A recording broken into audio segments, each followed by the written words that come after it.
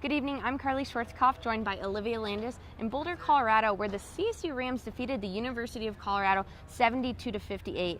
Olivia, this was a great win for Colorado State. No one really picked them to win. They led in the first half. They obviously won the game. Big night for Colorado State. Yeah, Colorado State was projected to be the underdog in this game. They were supposed to lose by 13, obviously turned that around and won by 14. Pretty big game because it's been over 60 years since Colorado State has won back-to-back years here in Boulder. The last time they did it was in 1950, 1951. So pretty big game for the Rams tonight. Yeah, absolutely. And playing in Boulder is not an easy task. We saw and heard the CU fans all night pretty relentlessly trying to get in the head of Colorado State players, but they did not get in one player's head, Nico Caravaggio. He played great tonight.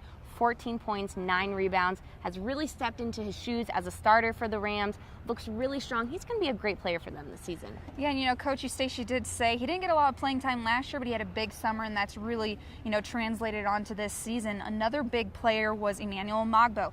Just shy of another double-double. He's posted double-doubles in the past 3 games, 16 points, 8 rebounds. He was also huge for the Rams, as well as J.D. Page. A lot of people talked about how he had possibly the game-turning three-pointer in that second half.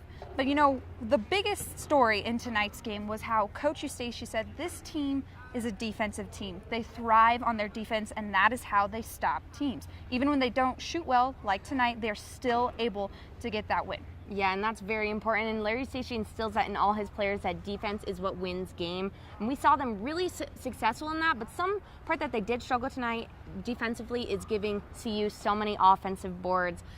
Josh Fortune for the Buffs played so good tonight. He had 7 boards.